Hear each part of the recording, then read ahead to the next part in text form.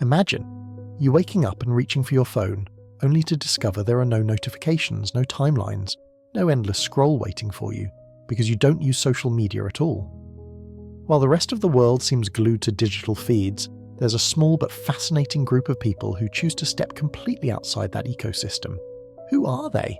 What's happening in their minds that makes them intentionally avoid the platforms billions rely on every day? In this video, we're diving into the surprising psychology of people who don't use social media, and why their choice might reveal something deeper about how the human mind seeks connection, peace, and control. To understand people who avoid social media, we first need to recognize what these platforms are designed to do: capture attention. For many individuals, the constant pull of notifications, viral trends, and digital conversations feels like mental clutter. Instead of excitement, they experience a subtle pressure, an expectation to react, reply, or stay updated. So when they step away from these platforms, it's not because they're out of touch. It's because their minds genuinely feel clearer without the noise, the comparison, and the never-ending stream of stimuli. Psychologists often describe this group as having a high need for autonomy, people who prefer to shape their inner world rather than letting outside influences dictate it. They're not interested in performing for an audience or curating a digital version of themselves. For them, life feels more authentic when it isn't filtered or posted. That sense of independence becomes their anchor, guiding them toward offline activities that feel more intentional, more grounded, and more emotionally stable. There's also a neurological element at play. Some individuals simply don't get the same dopamine hit from likes, comments, or follows. What feels rewarding for most people, validation, connection, community, lands flat for them. Instead, the constant stimulation overwhelms their mental processing, making social media feel like a fast-moving train they never wanted to board. Silence, solitude, and slow, thoughtful communication become their comfort zone. But the story isn't always about overwhelm. Some people consciously opt out because they value privacy on a deeper psychological level. They're uncomfortable with the idea of strangers knowing their habits, preferences, or personal moments. They prefer intimacy over visibility, depth over exposure. The idea of broadcasting their lives, even casually, feels unnatural. For them, privacy isn't a retreat, it's a form of emotional protection. Take Elena, for example, a medical resident who decided to delete her social media accounts during her second year of training. At first, it was a temporary break, a way to escape the constant pressure of seeing other people's achievements while she spent nights studying in hospital cafeterias. But the longer she stayed offline, the more present she felt, in her work, in her conversations, in her own mind. She realized she had spent years comparing her progress to carefully curated versions of other people's lives. Letting go didn't just reduce stress, it restored her sense of self-worth. There's a term for what Elena experienced: social comparison fatigue. The mind can only process so much information about other people before it begins stacking those details against our own identity. For individuals who are highly introspective or self-critical, social media becomes a constant mirror, one that reflects unrealistic standards. So instead of competing in that mental arena, they choose to step out entirely. Interestingly, many people who don't use social media still value connection deeply, just in different ways. They build relationships slowly, intentionally, and face-to-face. They prefer long conversations over quick comments, deliberate interactions over digital reactions. Their friendships tend to be fewer but richer because they're built on genuine presence rather than online visibility.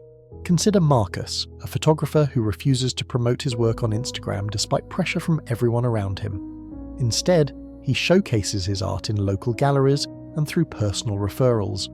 People told him he was missing out, but Marcus insists that removing social media from his professional life has sharpened his creative instincts. He no longer chases trends or algorithms. He creates what feels meaningful to him, not what performs well online. And surprisingly, his career flourished. Not because he reached more people, but because he reached the right ones. People like Marcus often demonstrate what psychologists call intrinsic motivation.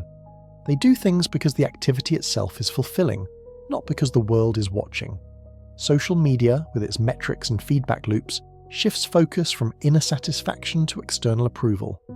So those who avoid it often maintain a stronger connection to their authentic interests. There's another layer many don't consider: Cognitive bandwidth. Some individuals simply function better in low-noise environments. They're the kind of people whose thoughts deepen in quiet moments, who generate ideas in silence, who find clarity away from distractions. Social media introduces hundreds of emotional micro-moments, joy, irritation, excitement, anxiety, in rapid succession. For minds sensitive to emotional overwhelm, this constant variability becomes exhausting. So they choose quiet as an act of self-preservation. One interesting case is Hexar, a university student who found himself unable to concentrate on assignments because he constantly checked social media. After deleting his accounts, he noticed a dramatic shift in his mental focus, but he still wanted a way to stay connected with friends. His solution was simple but effective. He created a weekly offline hour where he called people instead of texting. This small change deepened his friendships while protecting his concentration and emotional energy. People who avoid social media also tend to value time differently. They see every moment as something that shouldn't be traded away cheaply. Scrolling to them feels like losing hours they could use for hobbies, relationships, rest, or self-discovery.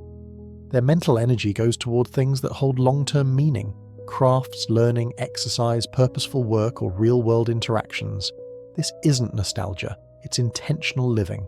Of course, it's impossible to ignore the cultural element. Society often frames social media as essential, even mandatory. When someone says, "I don't use social media," people react with shock, confusion, or even suspicion. But the psychology behind this choice reveals something profound. Not everyone wants to live in a world where every thought, achievement, or moment is instantly shareable. Some people prefer to stay grounded in their physical environment, where life unfolds without the pressure of constant documentation. So what do we learn from people who opt out? Their absence from social platforms isn't a rejection of connection, it's a revaluation of it. They see their minds as ecosystems that need space to breathe. They understand that comparison, overstimulation, and external noise can drown out their inner voice. And they've chosen a path that protects that voice, even if it means walking against the current. As we look deeper into this psychology, one thing becomes clear. Choosing not to use social media isn't a sign of being disconnected from the modern world. Often, it's a sign of being more connected to one's emotions, values, and personal rhythm. These individuals remind us that digital life is optional, not mandatory, and that we all have the power to decide how much of ourselves we want to place online. So the next time you meet someone who doesn't use social media, try not to think of them as outliers.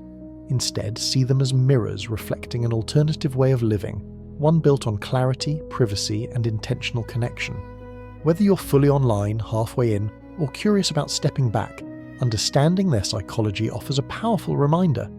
Sometimes the healthiest thing for the mind is not another post, notification, or update, but the quiet space where we finally hear ourselves again. Before we wrap up, I'd love to hear your thoughts. Have you ever stepped back from social media, even for a short time? Did it change your mood, your focus, or the way you connect with people? Share your stories in the comments. I'm genuinely curious how these patterns show up in your life.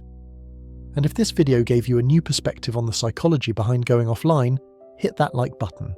Subscribe for more deep dive explorations into human behavior, mindset, and modern life.